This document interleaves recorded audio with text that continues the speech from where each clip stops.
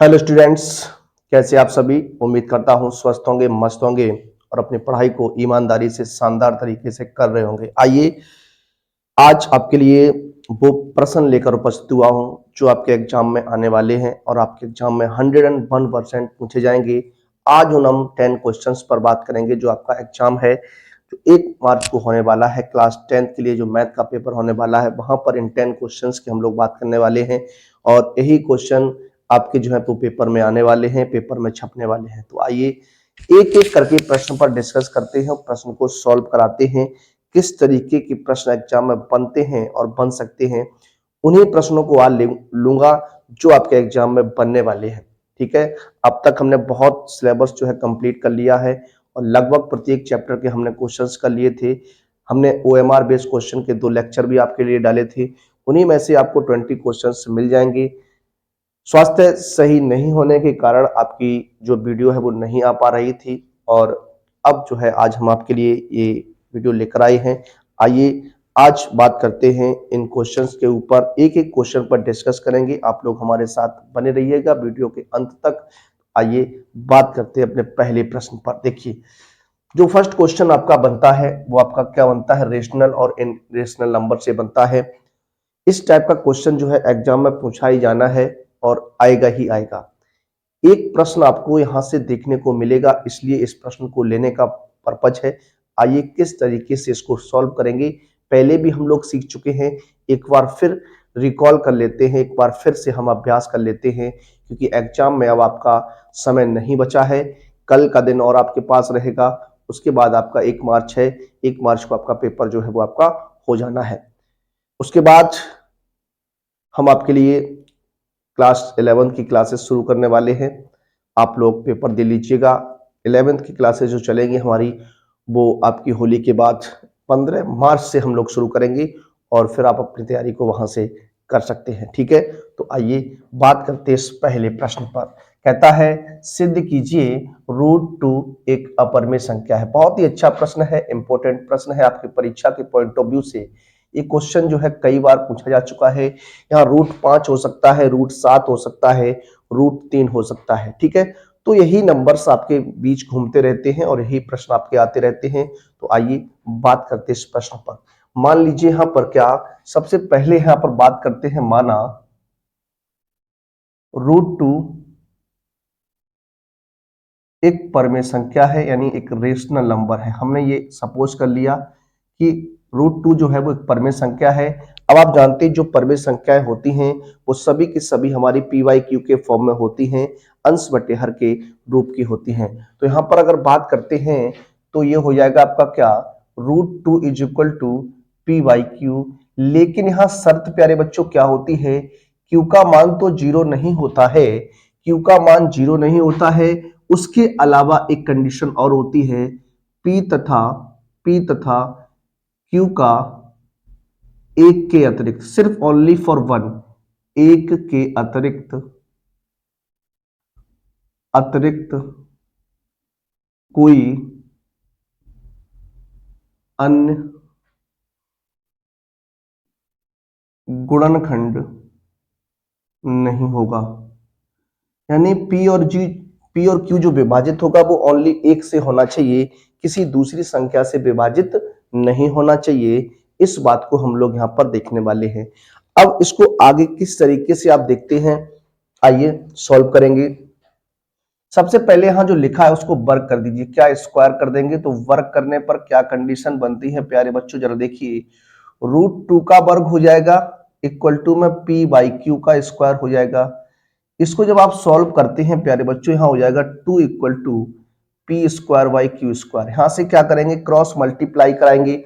Cross multiply कराने से जो कंडीशन बनेगी वो 2Q² बराबर P² हो जाएगा। यहां से Q² का मान निकल के आएगा P²/2।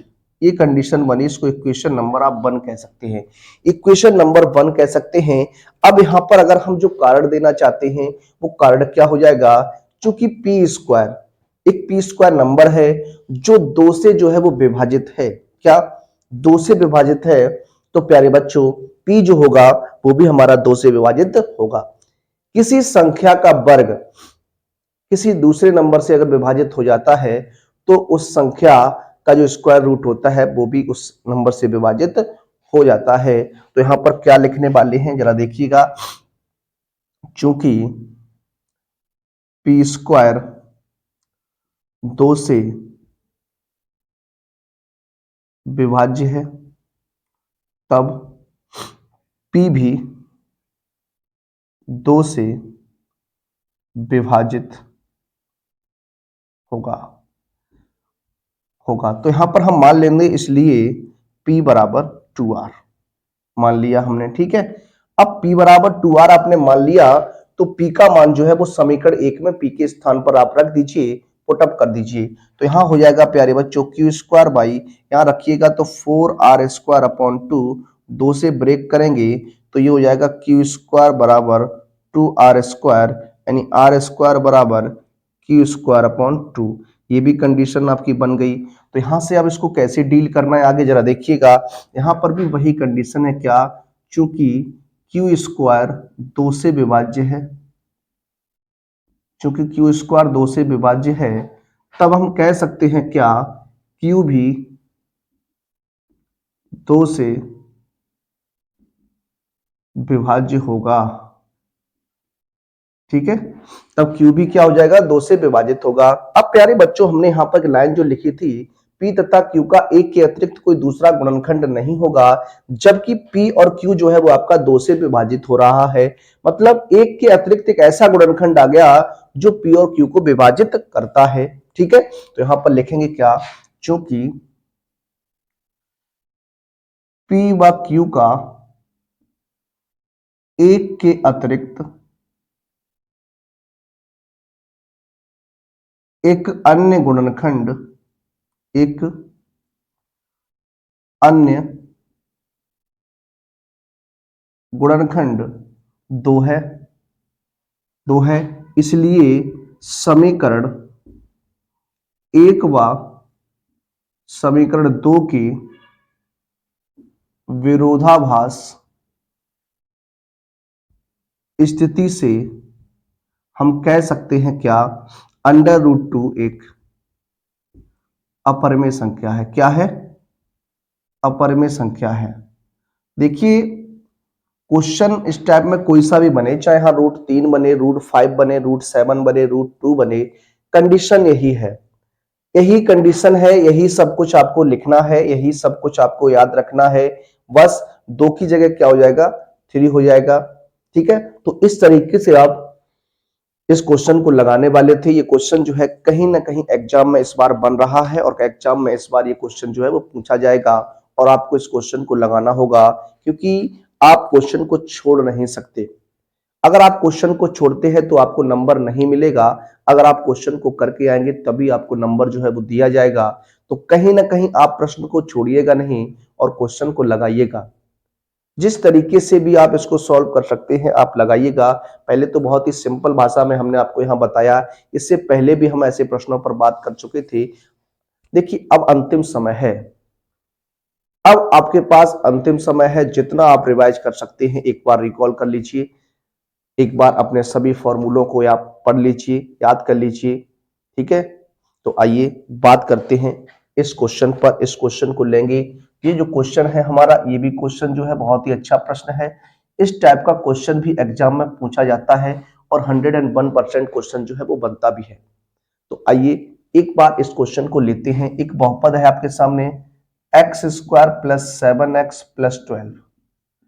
कहता है बहुपद x square plus 7x plus 12 के शून्य ज्ञात कीजिए तथा शून्यकों तथा गुणांकों की सत्यता की जांच जो है वो हमें करनी है। ठीक है, तो आइए पहले इसके फैक्टर की बात करते हैं। 12 के ऐसे फैक्टर करने प्यारे बच्चों कि जोड़ने पर 7 हो जाए और गुणा करने पर 12 हो जाए। तो आप जानते हैं 4 तिया 12 होता है, हो जाएगा 4x प्लस 3x प्लस 12। यहां से अगर हम कॉमन की बात करें तो x मिलेगा तो x प्लस 4 हो जाएगा, 3 मिलेगा, x प्लस 3 चौकू 12, x plus 4 and x plus 3, ये कंडीशन आपकी यहां तक बन जाएगी। अब आपको क्या करना है, शून्य पता करना है। तो आप जानते हैं किस तरीके से हम शून्यकों को निकालते हैं। शून्य के लिए जो बहुपद हमारा होता है का मान शून्य होगा। अब अगर ये शून्य होगा प्यारे बच्चों, तो प्रत्येक फैक्टर को जीरो के इक्वल हम पुटअप करेंगे तो x की हमें दो वैल्यू यहां से प्राप्त हो जाएंगी। x की कितनी वैल्यू मिलेंगी? दो वैल्यू मिल जाएंगे यहां से, -4 और -3। अब हमें क्या करना है? सत्यता की जांच करनी है। देखिए बेटा कैसे करते हैं।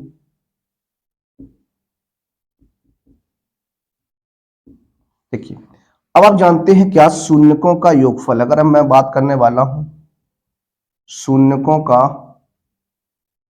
योगफल, तो गुणांकों के बीच जो संबंध होता है प्यारे बच्चों, वो माइनस का बी वाई ए होता है। क्या होता है? माइनस का बी वाई ए। आप इसमें लिख सकते हैं -x² का गुणांक बटे, सॉरी, -x का गुणांक बटे x² का गुणांक होता है। शून्य का आपके ये है -4 -3 हो जाएगा, और माइनस बी का गुणांक मतलब ax² प्लस bx प्लस सी। तो यहां से तुलना कराइएगा तो b का मान कितना हो जाएगा? यहाँ 1, यहाँ हो जाएगा कितना? 7, तो अपॉन 1 ये हो जाएगा -7 इक्वल टू -7 हो जाएगा। तो एक सत्यता की जांच आपकी हो गई। दूसरी कंडीशन में आप ये भी जानते हैं कि शून्यकों का जो गुणनफल होता है, क्या? शून्यकों का गुणनफल, ये आप जानते हैं क्या होता है? सी वाई ए होता है, सी बटे ए होता है।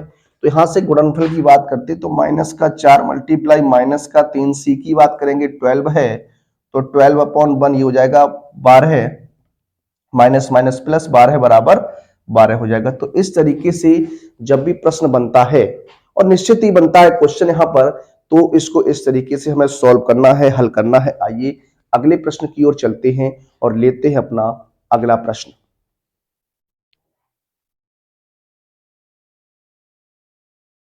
देखिए, बात करेंगे अपने अगले प्रश्न पर। प्रश्न नंबर रहेगा हमारा 3 आज का। क्वेश्चन नंबर 3 की बात करने वाले हैं। जरा क्वेश्चन को देखिएगा, क्वेश्चन को आप पढ़िएगा, क्वेश्चन आपके सामने रहेगा। कहता है 2 अंकों की एक संख्या में अंकों का योग 12 है। 2 अंकों की एक संख्या है जिसमें अंकों का जो योगफल है प्यारे बच्चों वो कितना है? 12 है। अंकों के स्थान बदल देने पर प्राप्त संख्या दी गई संख्या से 18 अधिक होती है, तो संख्या फाइंड आउट करो। बहुत ही अच्छा प्रश्न है। इस टाइप का क्वेश्चन जो है एग्जाम में आएगा और 101% आएगा। इसको आप याद कर लीजिएगा। आइए बात करते हैं कि कंडीशन के ऊपर, और कंडीशन को लेते हैं। कहता है क्या? जरा देखिएगा,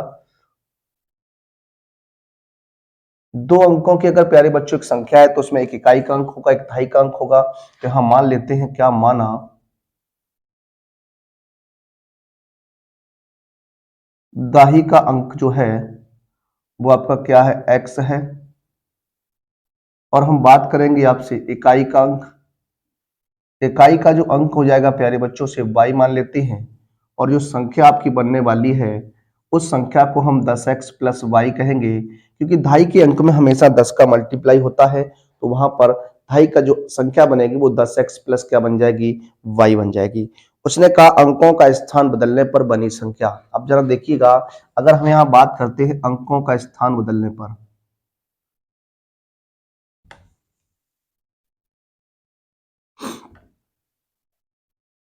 क्या अंकों का स्थान बदलने पर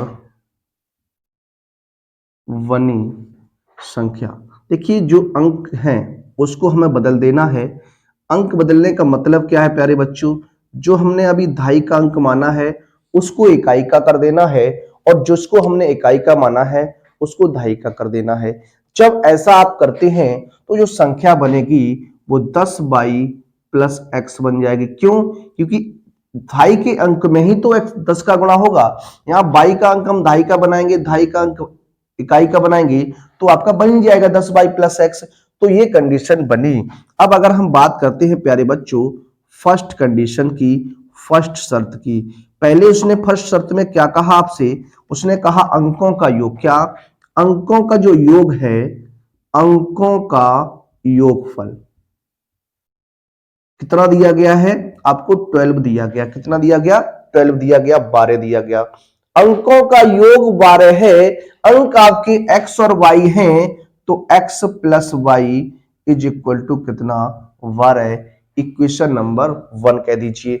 उसके बाद अगर बात करते हैं सेकंड शर्त में, तो सेकंड शर्त में प्यारे बच्चों प्रश्न में क्या कहा गया है? अंकों का स्थान बदल देने पर, अंकों का स्थान बदल देने पर जो प्राप्त संख्या है दी गई संख्या से 18 अधिक हो जाती है। अब मान लीजिए अंकों का स्थान बदलने पर जो संख्या बन रही है वो 10y प्लस एक्स है, और ये मूल संख्या से जो पहले संख्या थी हमारी क्या 10x प्लस वाई, उससे 18 अधिक हो जाती है, तो प्लस का साइन आने वाला है। आइए अब क्वेश्चन को लगाएंगे, इसको इधर लेके आइएगा, तो ये हो जाएगा 10y minus y plus x minus 10x बराबर कितना 18 हो जाएगा। यहां से सॉल्व करते हैं तो माइनस का 9x प्लस का 9y बराबर कितना 18 हो जाएगा। यहां से माइनस का 9 कॉमन ले लीजिए, तो माइनस का 9 कॉमन लेंगे तो x minus y equal to 18 हो जाएगा। कितना हो जाएगा 18, 9 दूनी कितना 18 हो जाएगा, यानी x माइनस वाई बराबर, ये माइनस इस तरफ आएगा तो माइनस का 2 हो गया। अब आपके पास दो इक्वेशन बन गई, क्या अब आपके पास दो इक्वेशन बन गई। इन दोनों इक्वेशन को आपको क्या करना है, सॉल्व करना है। तो देखिए बात करते हैं समीकरण 1 बा 2 से। समीकरण 1 बा समीकरण 2 को हल करने पर, चलिए भाई हल करते हैं। समीकरण 1 और 2 को हल करेंगे तो x प्लस वाई बराबर कितना 12 है, x माइनस वाई बराबर -2, यहां y से y cancel, 2x equal to कितना 10, यानी x इक्वल टू 10/2, x का मान कितना आ जाएगा 5 आ गया। x इज इक्वल टू 5 है। अब इस x की वैल्यू को किसी एक समीकरण में आपको पुटअप कर देना है, रख देना है। तो समीकरण 1 में, किसमें, समीकरण 1 में x का मान रखने पर, जब समीकरण 1 में x का मान रखेंगे तो क्या हो जाएगा 5 plus y is equal to 12 हो जाएगा, y is equal to 12 minus 5 and y is equal to कितना 7 हो जाएगा। तो x और y का मान हमें पता चल गया। अब हमें निकालना है प्यारे बच्चों क्या, अभीष्ट संख्या। तो अभीष्ट जो संख्या है वो हमने कितनी मानी 10x प्लस वाई लेट की। यहां पर आप मान रखेंगे तो प्यारे बच्चों 10 गुणा 5 प्लस 7 हो जाएगा, यानी 10 पना 50 प्लस 7, आंसर कितना हो जाएगा 57 हो जाएगा। कितना हो जाएगा 57 हो जाएगा। तो राइट जो आंसर बनने वाला है वो 57 होगा। बहुत ही इंपॉर्टेंट प्रश्न है, बहुत ही अच्छा प्रश्न है, एग्जाम में बनने लायक क्वेश्चन है। आइए बात करते हैं अपने अगले प्रश्न पर।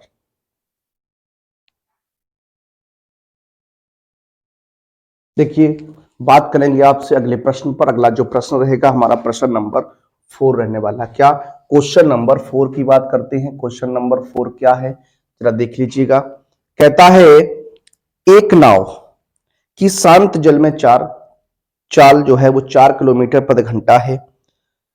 धारा की दिशा में 12 किलोमीटर जाने तथा धारा के विपरीत 12 किलोमीटर लौटने में 8 घंटे का समय लगता है। धारा की चाल ज्ञात कीजिए। देखिए इस टाइप का क्वेश्चन भी बहुत पूछा जाता है और इस क्वेश्चन को आपको लगाना आना चाहिए कि किस तरीके से इस प्रश्न को हम हल कर सकते हैं, किस तरीके से इसे सॉल्व कर सकते हैं। तो आइए बात करते हैं।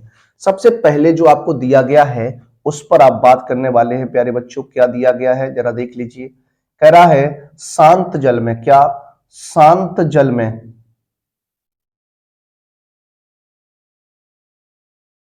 नाव की चाल, ये आपको गिवन दैट है कितनी 4 किलोमीटर प्रति घंटा।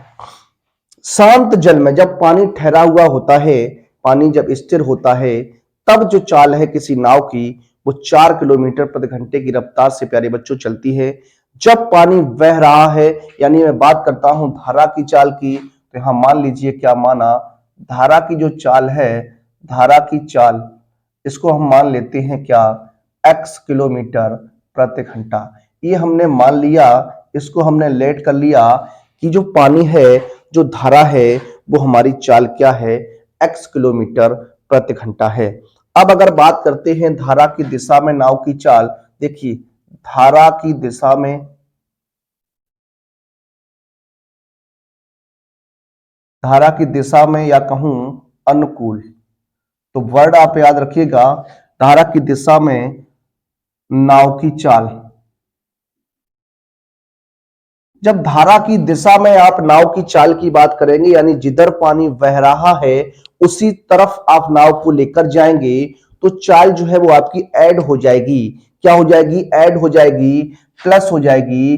तो ये 4 प्लस कितना हो जाएगा? x किलोमीटर प्रति हावर हो जाएगा। कितना हो जाएगा? x किलोमीटर प्रति घंटा हो जाएगा। अगली कंडीशन की बात करते हैं। अगली कंडीशन क्या है?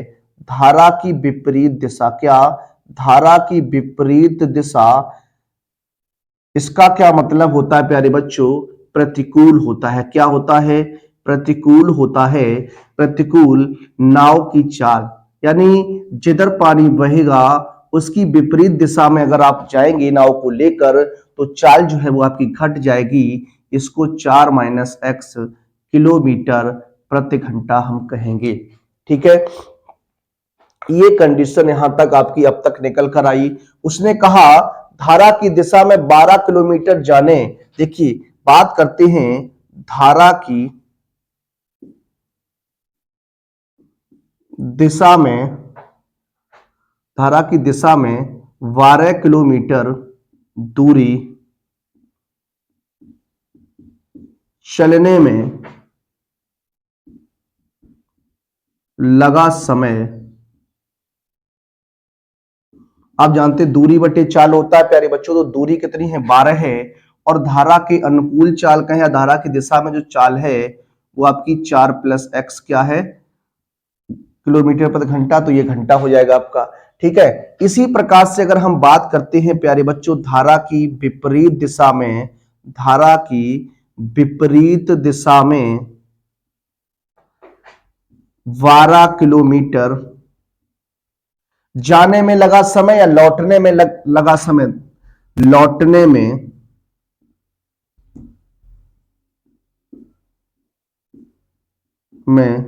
लगा समय। ये जो बनेगा वो आपका 12/4 माइनस एक्स घंटा रहने वाला है प्यारे बच्चों। तो इस तरीके से ये कंडीशन थी, उसको हमने इस तरीके से रिप्रेजेंट कर लिया। अब प्रश्नानुसार बात करते हैं, अकॉर्डिंग टू द क्वेश्चन की बात करते हैं। अकॉर्डिंग टू द क्वेश्चन क्या कहता है कि जाने में और आने में प्यारे बच्चों टोटल जो टाइम लगता है वो 8 घंटे का लगता है। कितना लगता है? 8 घंटे का समय लगता है। यानी टोटल टाइम जो है वो आपको दिया गया है, तो 12/4 प्लस एक्स हो जाएगा, 12/4 माइनस एक्स हो जाएगा। इसको आप देख सकते हैं और बराबर में कितना है? 8 है। इसको आपको सिंप्लीफाई करना है। एलसीएम अगर यहां बात करते हैं तो 4 प्लस एक्स हो जाएगा और 4 माइनस एक्स हो जाएगा। क्रॉस मल्टीप्लाई कर दीजिएगा, 12 चौकू 48 हो जाएगा, माइनस का 12x हो जाएगा, प्लस का 48 हो जाएगा और प्लस की 12x हो जाएगा, बराबर में 8। यहां से 12x से 12x कैंसिल, 48 और 48 जोड़ दीजिए 96 हो जाएगा। अपॉन यहां मल्टीप्लाई कराएंगे तो ए स्क्वायर माइनस बी स्क्वायर का कॉन्सेप्ट बन जाएगा, यानी ए स्क्वायर 4 का वर्ग हो जाएगा माइनस एक्स स्क्वायर बराबर 8/1। 8 से इसको काट सकते हैं, कितनी बार में कट जाएगा? ये आपका कट जाएगा कितनी बार में? देखिए 8 एकम 8, 8 दूनी 16, 12 बार कट जाएगा। कितनी बार? 12 बार कट जाएगा। तो इसको हम लिख सकते हैं क्या? 12/16 minus X square equal to 1/1। Cross multiply कराइएगा तो 12 equal to 16 minus X square, X को आगे लाएंगे तो एक्स स्क्वायर बराबर 16 माइनस 12 हो जाएगा। एक्स स्क्वायर बराबर कितना बचेगा प्यारे बच्चों? 4 बचेगा। एक्स का मान प्लस माइनस कितना हो जाएगा? 2 हो जाएगा। अब x का मान प्लस माइनस 2 होगा, यानी x की दो वैल्यू रही, एक माइनस और एक कितनी रही? प्लस रही। ऋणात्मक चाल नहीं हो सकती है तो इसको हम क्या करेंगे? नहीं लेंगे। ऋणात्मक चाल नहीं हो सकती है, इसको हम नहीं लेंगे। तो जो धारा की चाल बनेगी प्यारे बच्चों, धारा की जो चाल होगी, धारा की चाल जो रहेगी वो कितनी रहेगी? 2 किलोमीटर प्रति घंटा रहने वाली है। इस तरीके से ये प्रश्न है, इंपॉर्टेंट प्रश्न है, बढ़िया प्रश्न रहेगा। इस क्वेश्चन को आप लगा लीजिए, एक बार इसको आप क्वेश्चन को रिपीट कर लीजिएगा। इस तरीके का एक क्वेश्चन और आप लगा लीजिएगा, बहुत ही अच्छा प्रश्न है। आइए बात करते हैं अपने अगले प्रश्न पर और लेते हैं अपना अगला प्रश्न। देखिए, बात करेंगे आपसे अगले प्रश्न, प्रश्न नंबर 5 पर। क्वेश्चन नंबर 5 देखते हैं और इंपॉर्टेंट प्रश्न रहेगा। अर्थमेटिक प्रोग्रेशन से आपको मैं 2 प्रश्न कराने वाला हूं। इन 2 प्रश्नों में से कोई ना कोई एक प्रश्न जो है वो आपके एग्जाम में इस बार आएगा और निश्चित ये क्वेश्चन जो है वो आपके एग्जाम में आने वाला है। आइए फर्स्ट क्वेश्चन की बात करते हैं। और देखिए, छोटे छोटे प्रश्नों की अगर बात करते हैं तो छोटे छोटे प्रश्न आप लोग सॉल्व करने लगे हैं, क्योंकि बहुत प्रैक्टिस जो है वो आपको कराई गई है।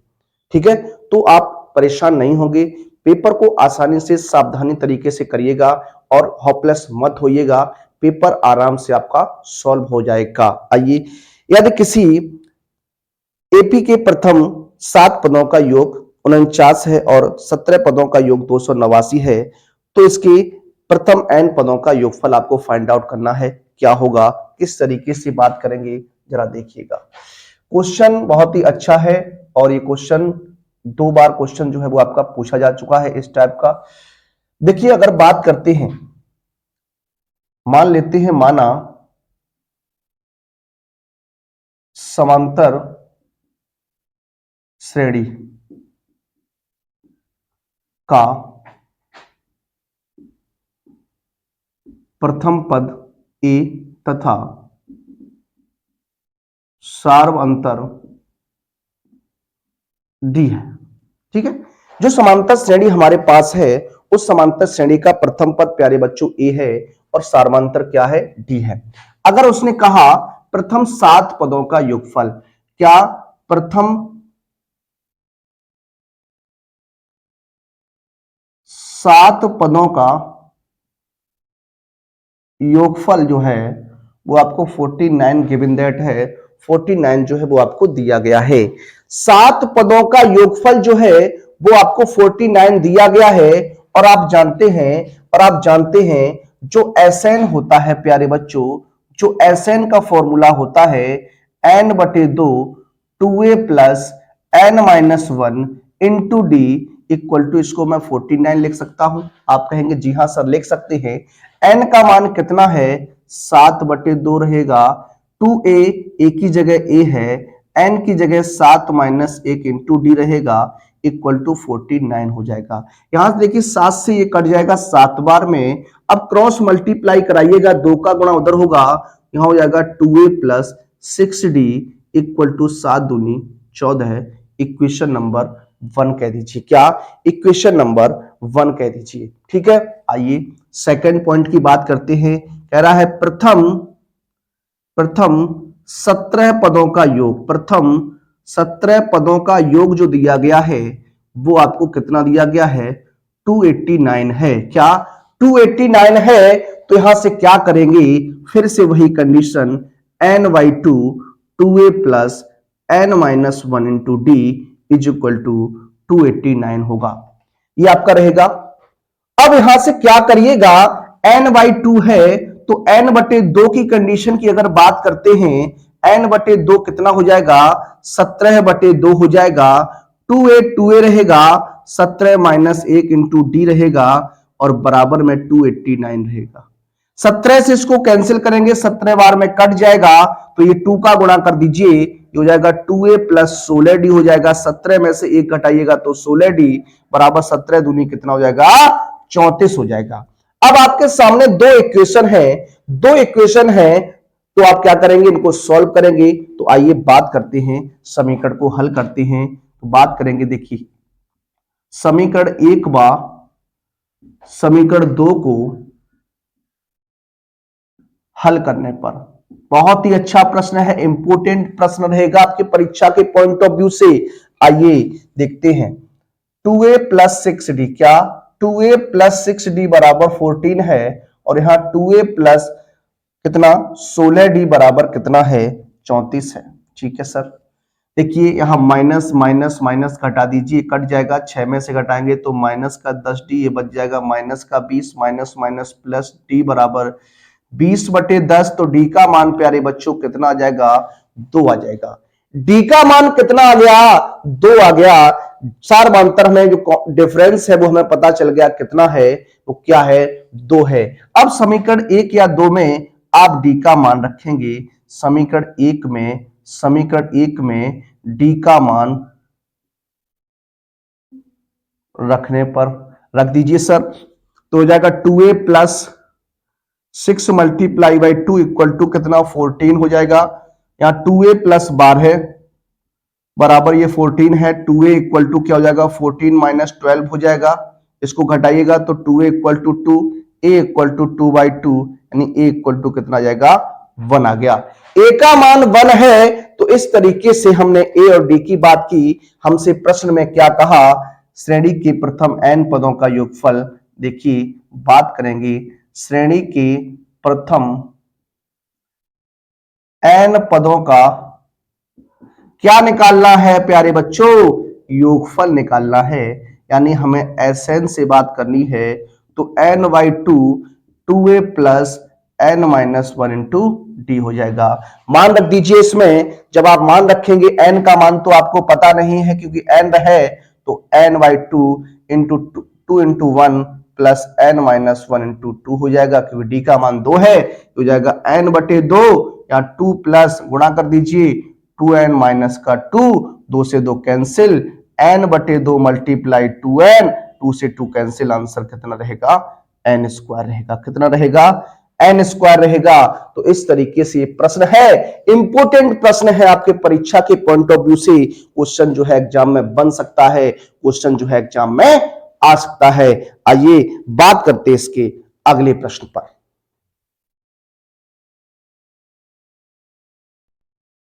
देखिए बात करेंगे अगले प्रश्न पर। अगला जो प्रश्न रहेगा हमारा प्रश्न नंबर 6। इसके हमने 2 पार्ट्स लिए हैं, दोनों पार्ट समांतर श्रेणी से रहने वाले हैं। तो 3 प्रश्न हमने समांतर श्रेणी से आपके सामने यहाँ पर लिए हैं, और इन 3 प्रश्नों में से कोई ना कोई एक प्रश्न जो है वो आपके एग्जाम में बनेगा। 101% क्वेश्चन जो है वो आपके एग्जाम में बनने वाला है, और क्वेश्चन जो है एग्जाम में आएगा ही आएगा। तो आइए इस प्रश्न को भी हल करते हैं, इस प्रश्न को भी सॉल्व करते हैं। जरा देख लीजिएगा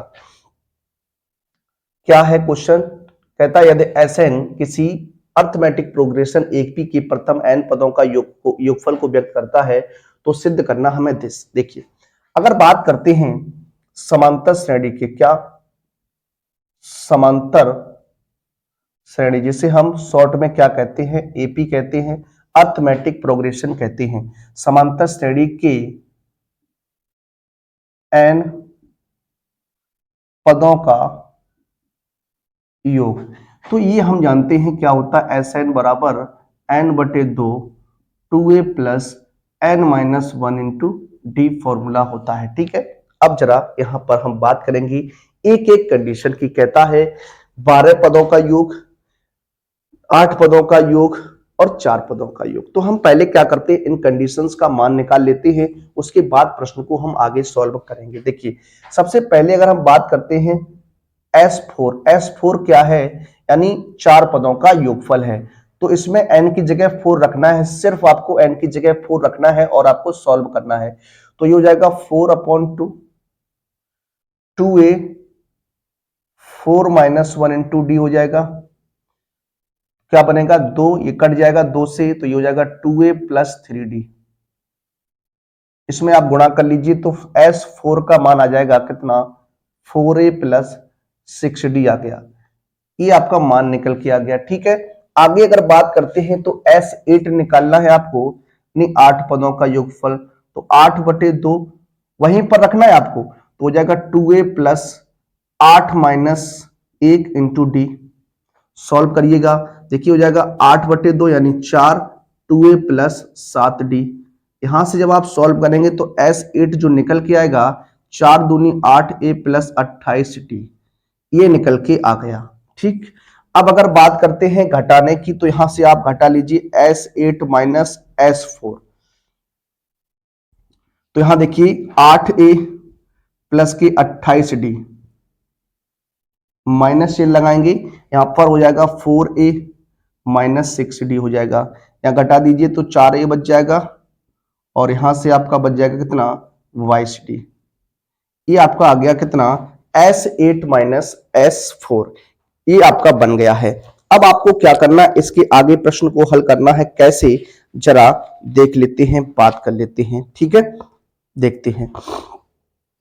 अगर हम बात करते हैं S12 की, क्या S12 की बात करें, S12 तो रख दीजिए वहां पर, तो जगह 12 बटे 2 2a 12 माइनस 1 इंटू डी, ये हो जाएगा 6, हो जाएगा 2a प्लस कितना 10d, सॉरी यहाँ 12 होगा तो कितना बनेगा 11 बच जाएगा। ये कंडीशन आपकी यहां बन चुकी है। अब देखिए यहां थोड़ा हम आपसे बात करें तो S12 तो S12 ही है। यहां से हमने क्या किया, 3 आगे कर लिया और मल्टीप्लाई 2, ये हो जाएगा आपका कितना 2a प्लस 11d, या 2 का मल्टीप्लाई करते हैं तो S12 बराबर 3, ये हो जाएगा 4a प्लस के 22d। अब ये 4a प्लस 22d जो है वो किसका मान रहेगा, S8 माइनस S4 रहेगा। तो यहां हो जाएगा S12 बराबर 3 S8 माइनस S4। ये आपका प्रूफ हो जाता है। इस तरीके से आपको यह हल करना था। अच्छा प्रश्न है, इंपोर्टेंट प्रश्न है आपके परीक्षा के पॉइंट ऑफ व्यू से।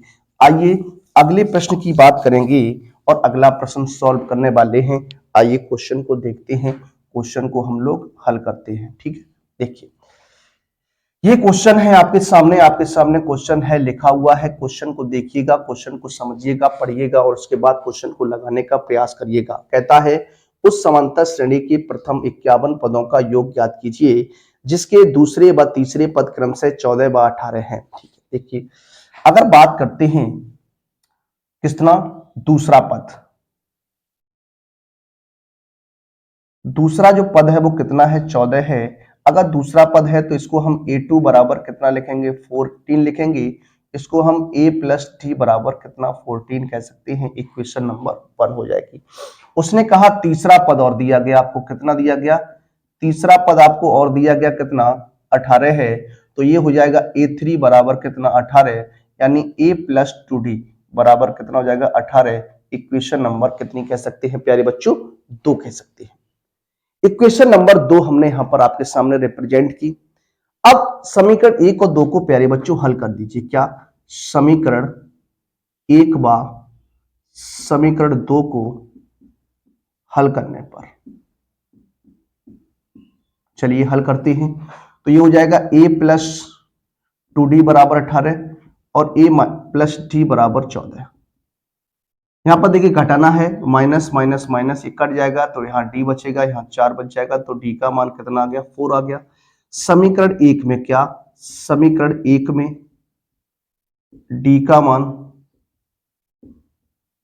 रखने पर, जब आप समीकरण 1 में d का मान रखेंगे तो हमें a का मान मिलेगा। तो देखिए क्या है, a प्लस 4 इक्वल टू 14 है। तो a बराबर 14 माइनस 4 यानी a बराबर कितना 10 आ गया। और आपसे क्या कहा, 51 पदों का योगफल चाहिए। तो 51 पदों का योगफल,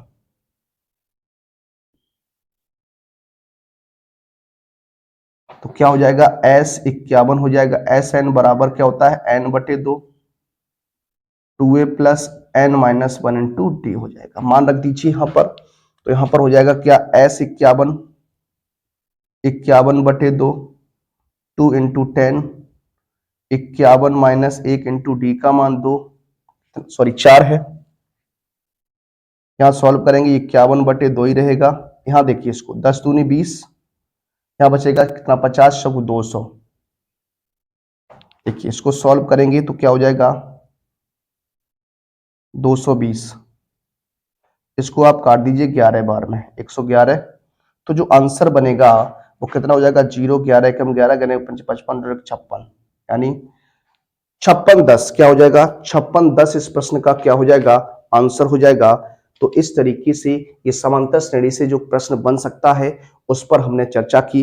आइए अब हम लोग बात करने वाले हैं आपसे निर्देशांक ज्यामिति के चैप्टर पर। देखिए छठे चैप्टर की अगर बात करें, त्रिभुज की बात करें, तो इसके लिए आपके लिए मैं कल एक वीडियो फिर से बनाने वाला हूं जिसमें भी 10 क्वेश्चंस आपके लिए लेकर आऊंगा। कल आपको फिर से एक वीडियो प्रोवाइड कराई जाएगी और उसको आप देख लेंगे। ठीक है, आज ये वीडियो आपको मिलेगी, आज इसको आप रिवीजन कर लीजिएगा। कल एक वीडियो फिर से आपको प्रोवाइड कराऊंगा, उसको भी आप देख कर जाइएगा। प्रश्न कहीं ना कहीं आपको वहीं से मिल जाएगा।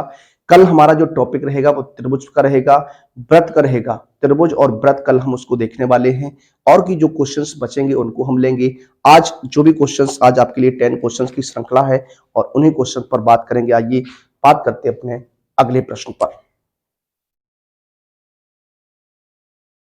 देखिए बात करते हैं अगले प्रश्न पर। अगला जो प्रश्न है हमारा प्रश्न नंबर 7 और प्रश्न नंबर 8। दो प्रश्न आपके सामने हैं। इन दो प्रश्नों की चर्चा करते हैं, दो प्रश्नों पर बात करने वाले हैं। आइए क्वेश्चन को हल करते हैं, क्वेश्चन को देखते हैं। कहता है क्वेश्चन, बिंदु x, y बिंदुओं 3, 6 और -3, 4 से समदूरस्थ है, तो x और y में एक संबंध ज्ञात कीजिए। बहुत ही अच्छा प्रश्न है, इंपोर्टेंट प्रश्न है। आइए इस क्वेश्चन को लेते हैं। देखिए एक रेखा है, मान लीजिए एक दो बिंदु, ये ए है और ये क्या है आपका बी है। यहां से आपका क्या हो जाएगा 3, 6 है ये आपका, और ये आपका माइनस का 3, क्या है 4 है। कोई मान लीजिए बिंदु है इस रेखा पर P, जिसके निर्देशांक x, y है, जो बिंदुओं A और B से समान दूरी पर है। कहने का मतलब ये इसका क्या है, मध्य बिंदु है। क्या है, मध्य बिंदु है। तो मध्य बिंदु है, लेकिन हमें यहाँ x और y में एक संबंध ज्ञात करना है। क्या, एक संबंध ज्ञात करना है। तो अगर हम यहाँ बात करते हैं सबसे पहले, चूंकि PA बराबर क्या है, PB है। PA बराबर कितना है, PB है, तो इसको हम लिख सकते हैं PA स्क्वायर बराबर PB स्क्वायर बराबर होगा। भाई अगर कोई संख्याएं दो आपस में बराबर हैं तो उनका वर्ग भी तो आपस में बराबर होगा, उनका स्क्वायर भी तो आपस में बराबर होगा। ठीक है ना। तो आइए अब बात करते हैं, डिस्टेंस फॉर्मूला लगाते हैं यहाँ पर। चूंकि स्क्वायर लग चुका है, रूट आपका नहीं आएगा, तो x-3 हो जाएगा। क्या, x-3 का होल स्क्वायर एंड y-6 का होल स्क्वायर बराबर। यहां अगर सॉल्व करेंगे तो देखिए x प्लस कर दीजिए, x+3 का होल स्क्वायर एंड y-4 का होल स्क्वायर। अब आपको क्या करना है, सभी होल स्क्वायर्स खोल देने हैं। तो यहां जब खोलेंगे तो ये हो जाएगा x square plus 9 minus 6x, यहाँ वाई स्क्वायर प्लस के 36 माइनस के 6 दूनी 12y, इधर एक्स स्क्वायर प्लस के 9 प्लस के 6x हो जाएगा, प्लस वाई स्क्वायर प्लस का 16 माइनस 4 दूनी 8y हो जाएगा। वाई स्क्वायर से वाई स्क्वायर कट जाएगा, एक्स स्क्वायर से एक्स स्क्वायर कैंसिल, 9 से 9 कट जाएगा। क्या बचा, -6x और माइनस का 12y प्लस का 36 बराबर 6x माइनस 8y प्लस 16। अब देखिए एक्स वाई वाले पदों को एक तरफ करेंगे, संख्याओं को एक साइड लेकर आएंगे, तो माइनस का 6x ऐसे रहेगा, ये इधर आएगा तो माइनस का 6x, माइनस का 12y ये इधर आएगा, प्लस का तो 8y हो जाएगा, और ये यहाँ पर 16 माइनस 36 हो जाएगा। देखिए यहाँ से 6 और 6 12x हो जाएगा, माइनस के 4y हो जाएगा, इक्वल टू माइनस का 20 हो जाएगा। माइनस का 4 यहां से कॉमन लेंगे तो 4 तिया 12, 4 एकम 4 बराबर माइनस का 20, माइनस माइनस प्लस करेंगे, 4 से 5 बार में कट जाएगा, तो 3x plus y is equal to कितना हो जाएगा, 5 हो जाएगा।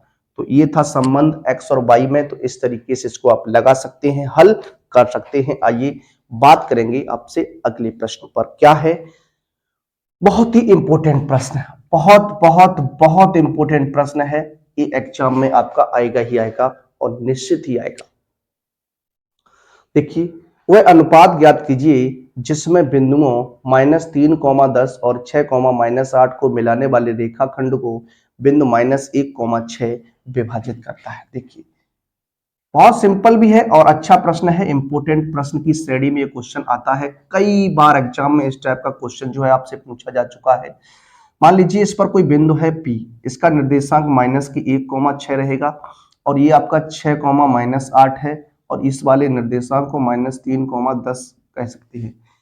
बिंदु P जो है उस रेखाखंड को मान लीजिए के अनुपात 1 के अनुपात में विभाजित करता है, या फिर यूं कहें M1 अनुपात M2 के अनुपात में विभाजित करता है। तो देखिए इसको M1 मान लेते हैं और इसको M2 मान लेते हैं। ठीक है ना, ये M1 और M2 की कंडीशन हो गई आपकी।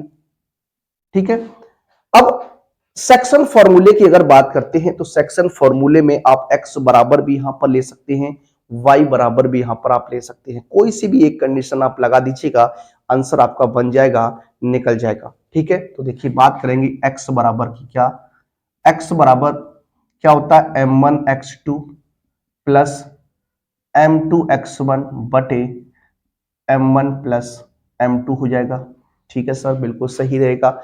x आपका कौन सा रहेगा, x-1 हो जाएगा, इक्वल टू m1 की जगह m1, x2 कितना है 6 रहेगा, m2 की जगह m2 x1-3 upon m1 plus क्या रहेगा, m2 रहेगा। क्रॉस मल्टीप्लीकेशन करा दीजिए तो ये हो जाएगा माइनस का m1 माइनस का m2 equal to 6m1 minus का 3m2।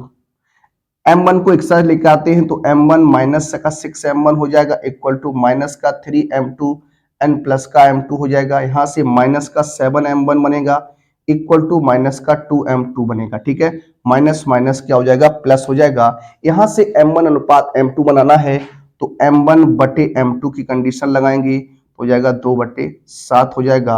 यानी आपका जो आंसर रहने वाला है प्यारे बच्चों वो 2:7 हो जाएगा। कितना हो जाएगा, 2:7 हो जाएगा।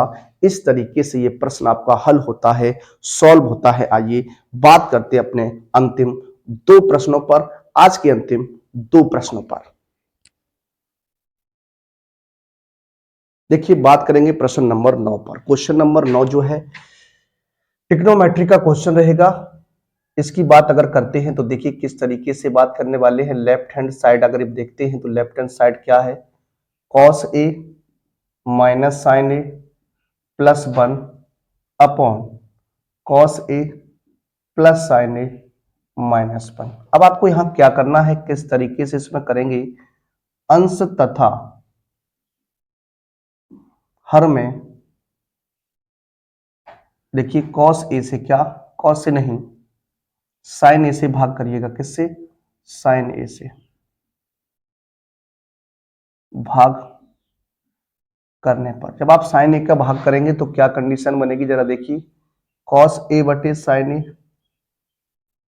माइनस साइन ए बटे साइन ए। प्रत्येक पद में मैंने भाग कर दिया है, आप ध्यान दीजिएगा थोड़ा इस तरीके से। और यहां पर भी हो जाएगा तो cos a बटे साइन ए, एलसीएम लेंगे तो आपका कट जाएगा ना। तो इस तरीके से हमने डायरेक्ट प्रत्येक पद में ही डिवाइडेशन कर लिया है। इसको आप देख लीजिएगा, समझ लीजिएगा। देखिए अगर यहां अगर बात करते हैं कॉस बटे साइन है, कॉस बटे साइन आप जानते हैं क्या होता है, कॉट ए होता है। और यहाँ ये कट जाएगा तो 1 बचेगा और 1 अपॉन साइन क्या होता है, कॉसेक होता है।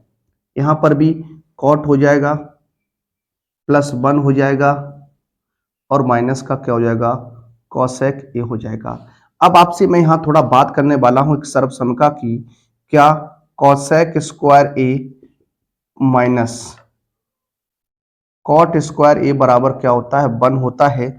इस सर्वसमका का प्रयोग हम इस प्रश्न में करेंगे और क्वेश्चन आसानी से सॉल्व होगा। देखिए इसको मैं एक साथ लिखता हूं, हो जाएगा cosec A plus cot A जी, और ये रहेगा आपका -1। तो इस -1 की जगह पर ये कंडीशन हम लगाएंगे तो क्या, कॉसेक स्क्वायर ए माइनस कॉट स्क्वायर ए बटे, ठीक है। हाँ इसको मैं लिख सकता हूं 1 माइनस का कॉसेक ए प्लस का क्या, कॉट ए। ठीक है, इसको हमने हर को इस तरीके से रिप्रेजेंट कर दिया। इसमें क्या, A square minus B square का कॉन्सेप्ट बना, तो यहाँ पर A square minus B square का कॉन्सेप्ट लगा दीजिए, हो जाएगा cosec A plus cot A minus यहाँ cosec A plus cot A, cosec A minus cot A. हर में क्या है आपका 1 माइनस कॉसेक ए प्लस क्या है, कॉट ए है। अब अंश की अगर बात करते हैं तो अंश में से cosec A plus cot A common मिल जाएगा, cosec A plus cot A इसको आप बाहर ले सकते हैं तो क्या बचेगा, यहां पर 1 बच जाएगा, माइनस यहां से गुणा कराइएगा तो कॉसेक ए और माइनस माइनस क्या हो जाएगा, प्लस कॉट ए बटे ये 1 माइनस कॉसेक ए प्लस क्या, कॉट ए। ये आपका कैंसिल हो जाएगा तो आंसर क्या रहेगा, cosec A plus cot A. ये आपका left hand side equal to क्या हो गई, राइट हैंड साइड हो गई। इस तरीके से ये प्रश्न जो है वो आपका बन सकता है, ये क्वेश्चन आपका आ सकता है। इसमें 10 की कंडीशन भी आ सकती है, तो आपको क्या करना है, क्वेश्चन यही रहेगा। यहां से आपको पूछ सकता है सेक ए प्लस 10 ए पूछ सकता है, तो आपको साइन की जगह कॉस का डिवाइडेशन कर देना है। कॉस से भाग करेंगे तो आपका 10 की कंडीशन में मान बनेगा, यहाँ sec square theta minus cos 10 square theta बराबर 1, तो 1 की जगह उसको रख देना है और सॉल्व करना है, तो आंसर आपका बन जाएगा। आइए बात करते हैं आज के अपने अंतिम प्रश्न पर। देखिए, बात करेंगे अपने अंतिम प्रश्न पर। प्रश्न जो रहेगा वो आपका हाइट एंड डिस्टेंस से क्वेश्चन रहने वाला है। आइए इस क्वेश्चन को लगाते हैं और ये आज का हमारा अंतिम प्रश्न रहेगा। आगे के जो प्रश्न आपके चैप्टर आगे के बचते हैं उन क्वेश्चंस को हम लोग कल की वीडियो में लेने वाले हैं। कल जो रहेगा वो आपका एक और वीडियो आएगा, हो सकता है वो आपका 1 से 1.5 घंटे का हो सकता है, ये आपका लगभग 50 से 60 मिनट का वीडियो रहेगा। आइए इस क्वेश्चन को लेते हैं और इस अंतिम प्रश्न की बात कर लेते हैं। कहता है भूमि के एक बिंदु से एक 20 मीटर ऊंचे भवन के शिखर पर लगी एक संचार मीनार के तल और शिखर के उन्नयन कोण क्रमशः 45 और 60 अंश हैं। मीनार की ऊंचाई ज्ञात कीजिए। देखिए, अगर बात करते हैं, ये हमारी क्या मान लेते हैं, एक मीनार है, ठीक है। भूमि पर कोई एक बिंदु है, ये कोई बिंदु है, मान लीजिए आपका O, ठीक है। ये कोई आपकी क्या है, एक मीनार है, क्या है, मीनार है आपकी, क्या, AB कोई क्या है, मीनार है। इसके ऊपर एक संचार मीनार लगी हुई है, चलिए एक संचार मीनार बना देते हैं, ठीक है। ये आपकी संचार मीनार हो जाएगी। देखिए थोड़ा तिरछी है तो इसको हम बनाएंगे इस तरीके से। देखिए ये सही है। कहता है 20 मीटर, भूमि के एक बिंदु से 20 मीटर ऊंचे भवन के शिखर पर, ये 20 मीटर ऊंचा कोई भवन है, इस भवन के शिखर पर एक संचार मीनार लगी है, मान लीजिए इसकी ऊंचाई h है। क्या, इसकी ऊंचाई जो है वो क्या है, h है, ठीक है। तो टोटल ऊंचाई जो हो जाएगी प्यारे बच्चों, जमीन से, भूमि से, वो h प्लस कितनी हो जाएगी, 20 मीटर हो जाएगी, इस तरीके से। फिर से क्वेश्चन पढ़ते हैं। 20 मीटर ऊंचे भवन के शिखर पर एक संचार मीनार लगी हुई, संचार मीनार के तल और शिखर के उन्नयन कोण भूमि के एक बिंदु से ना, यहां से अगर देखते हैं तो ये वाला एंगल जो बनता है प्यारे बच्चों, वो एंगल बनता है आपका कितना, 30 डिग्री, और ये जो एंगल बन रहा है वो आपका बन रहा है 45 डिग्री, ठीक है। तो कह रहा है कि हमें ये बताइए कि मीनार की ऊंचाई क्या है। तो h हमने मान ली, इसको हम x लेट कर लेते हैं, ठीक है। तो अब इसको लगाएंगे क्या, माना मीनार BC की ऊंचाई, BC की ऊंचाई जो है वो कितनी है, h मीटर है, कितनी है, h मीटर है। अब आप क्या करिएगा, समकोण त्रिभुज लीजिए। क्या, समकोण त्रिभुज, समकोण OAB में ये हो जाएगा 10 कितना, 30 बराबर 20 बटे h, सॉरी 20 बटे x हो जाएगा, क्योंकि लंब बटे आधार, लंब बटे आधार की कंडीशन बनेगी तो 20 बटे x। यहाँ 10 30 का मान आप सभी जानते हैं 1/√3 होता है, इक्वल टू 20 बटे क्या हो जाएगा, x हो जाएगा, क्रॉस मल्टीप्लाई x बराबर 20√3 मीटर हो जाएगा, ठीक है। ये बना आपका। बात करते हैं समकोण त्रिभुज दूसरा जो है, समकोण त्रिभुज दूसरा रहेगा OAC में। OAC की बात करते हैं तो 10 45 is equal to h plus 20 बटे x हो जाएगा। 10 45 का मान 1, तो h प्लस 20 बटे x, h प्लस 20 बराबर x हो जाएगा, x का मान रख लीजिए, तो h प्लस 20 बराबर 20√3। इसको पक्षांतर करेंगे तो h बराबर 20√3 माइनस 20, यहाँ से h 20 कॉमन ले लीजिए, तो हो जाएगा √3 माइनस 1 मीटर। तो जो मीनार की ऊंचाई बनेगी वो 20 मीनार की ऊंचाई, जो संचार मीनार है, ये रहेगी कितनी, 20 ब्रैकेट √3 माइनस 1, ठीक है। तो ये आंसर रहेगा आपका। इस तरीके से इस प्रश्न को आप लगा सकते थे, हल कर सकते थे। तो इस तरीके से आज का ये सेशन था आपका। सेशन आपको कैसा लगा एक बार आप अपने कमेंट के माध्यम से अवश्य बताइएगा। मिलेंगे आप सभी से कल के वीडियो में कुछ और महत्वपूर्ण प्रश्नों के साथ, फिर से आपसे मुलाकात होगी। और कल आपके लिए क्लास 10th के लिए आपकी अंतिम वीडियो रहने वाली है इस सेशन के लिए, 2024-25 के लिए। इसके बाद हम लोग कंटिन्यू करेंगे 11th के पोर्शन पर। 15 मार्च से आपका बैच जो है वो स्टार्ट हो जाएगा। आप लोग अपनी पढ़ाई हमारे साथ जुड़कर कर सकते हैं। फिर से मुलाकात होगी आपसे कल अगले वीडियो में। तब तक के लिए सभी विद्यार्थियों को जय हिंद।